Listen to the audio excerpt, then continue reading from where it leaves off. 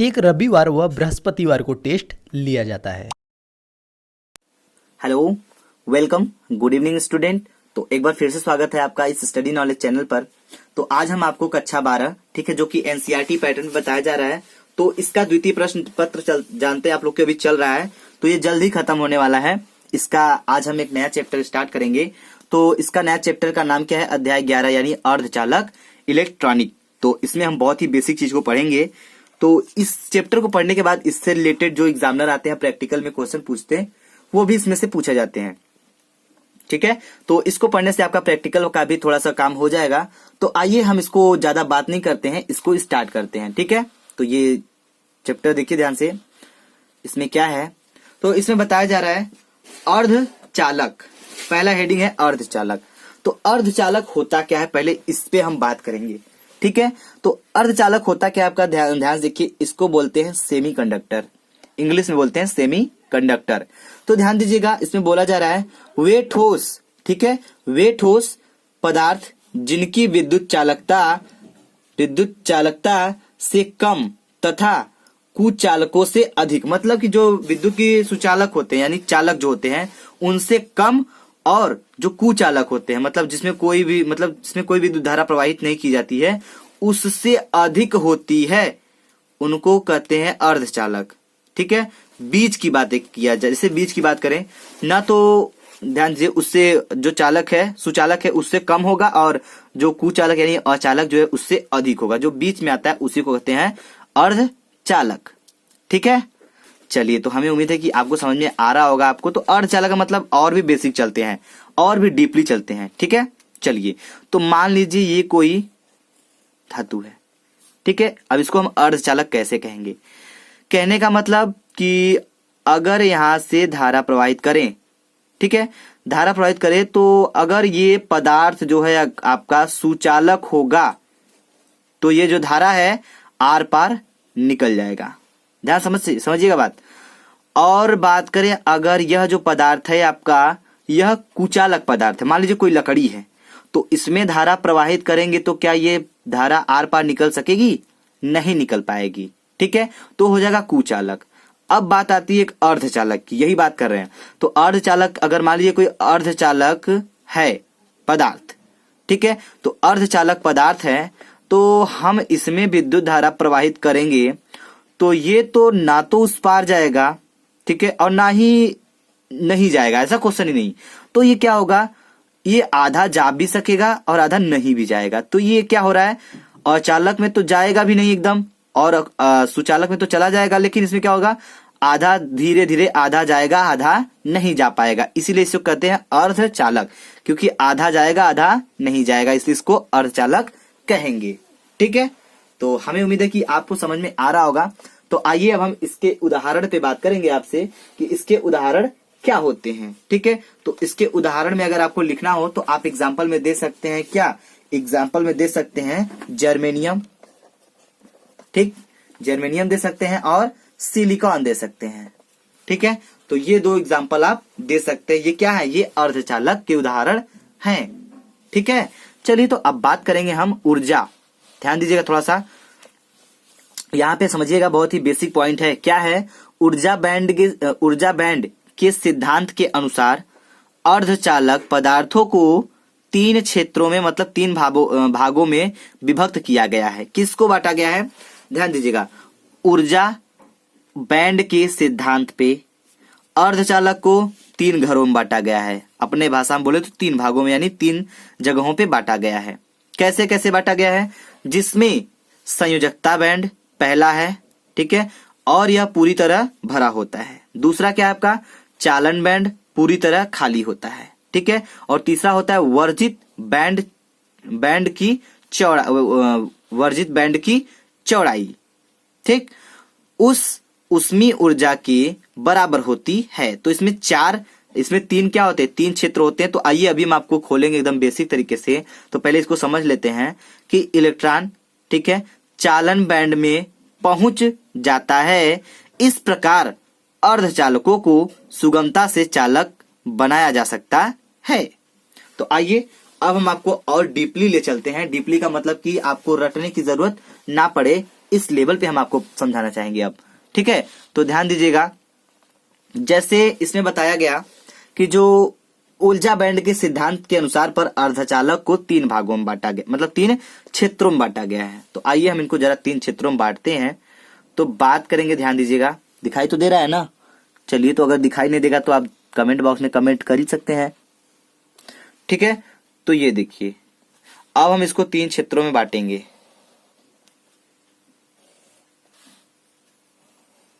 ये हो गया। अब देखिए, ये जो पहला बैंड है, ये हो गया पहला, और ये बीच वाला हो गया दूसरा। ठीक है, इसमें हमने बताया अभी आपको, ध्यान दीजिएगा, जिसमें 3 क्षेत्रों में विभक्त होते हैं। तो ये 3 क्षेत्र हो गए, एक क्षेत्र, 2, 3 क्षेत्र। ठीक है, अब इसमें बताया जा रहा है कि जिसमें संयोजकता बैंड पूरी तरह भरा होता है, तो इसमें संयोजकता बैंड कौन सा होगा? ये आपका संयोजकता बैंड होगा। ठीक है, इसको लिख देते हैं संयोजकता बैंड, संयोजकता। ठीक है, तो संयोजकता बैंड हो गया। इसको कह रहा है ये पूरी तरह भरा होता है, तो चलिए इसको पूरी तरह भर देते हैं हम, मतलब ये पूरी तरह से भरा होता है। ठीक है, और बोला जा रहा है कि पूरी तरह भरा होता है, और चालन बैंड पूरी तरह खाली होता है। तो चालन बैंड आपका ये है, ध्यान समझ लीजिए, ये हो जाएगा आपका चालन बैंड। ये चालन बैंड क्या है? पूरी तरह से खाली है, ये भरा नहीं है। ठीक है, और इसमें बोला जा रहा है क्या? पूरी तरह खाली है वो भी। ठीक है, वर्जित बैंड की चौड़ाई उस ऊष्मीय ऊर्जा के बराबर होती है। वर्जित ऊर्जा बैंड ये बीच वाला हो जाएगा आपका, वर्जित। ठीक है, वर्जित ऊर्जा बैंड। ठीक है, तो ये हो गया आपका वर्जित ऊर्जा बैंड। ठीक, चलिए, तो यही बताया जा रहा है बराबर होती है, जिसे ग्रहण करके संयोजन बैंड का इलेक्ट्रॉन चालन बैंड में पहुंच जाता है। तो इससे कहा जाएगा, इससे इसमें चालन बैंड में पहुंच जाता है। इस प्रकार अर्धचालकों में सुगमता से चालक बनाया जा सकता है। ठीक है, तो ये था आपका ऊर्जा बैंड के सिद्धांत के आधार पे हमने आपको अर्धचालक को 3 क्षेत्रों में बटा कैसे था, ये हमने आपको समझा दिया। ठीक है, चलिए, तो अब चलते हैं आगे, देखते हैं अगला हेडिंग क्या है, उस पे बात करते हैं। तो आइए देखिए, तो अगला हेडिंग क्या है आपका? अगला हेडिंग है अर्धचालकों के गुण, प्रॉपर्टीज ऑफ सेमीकंडक्टर। ठीक है, तो आइए अब अर्धचालक के क्या क्या गुण होते हैं ये हम समझेंगे। तो ध्यान दीजिएगा, पहला है इनकी प्रतिरोधकता 10⁵ से 10⁻² ओम मीटर होती है। किसकी? जो अर्धचालक होते हैं उनकी जो प्रतिरोधकता होती है वो 10⁵ से 10⁻² ओम प्रति मीटर होती है। ठीक है, दूसरा पॉइंट क्या है? दूसरा पॉइंट है ताप बढ़ाने पर इनकी चालकता बढ़ती है तथा प्रतिरोधकता कम होती है। तो ध्यान दीजिएगा, अर्धचालक में एक ऐसा प्रॉपर्टी होता है कि जब हम ताप बढ़ाएंगे तो इनकी चालकता क्या होती है? बढ़ जाती है, लेकिन प्रतिरोधकता इसका क्या होता है? कम हो जाता है। ठीक है, तो आइए तीसरा पॉइंट क्या है इसको समझेंगे। तो तीसरा पॉइंट बताया जा रहा है कि भिन्न भिन्न अर्धचालकों के लिए वर्जित ऊर्जा अंतराल का मान भिन्न भिन्न होता है। तो जैसे अगर हम बात करें इसमें बोला जा रहा है कि भिन्न भिन्न अर्धचालकों के लिए वर्जित अंतराल का मान भिन्न भिन्न होता है। ठीक है, तो अगर हम बात करें जर्मेनियम की, तो जर्मेनियम के लिए क्या होता है? ऊर्जा अंतराल का मान क्या होता है?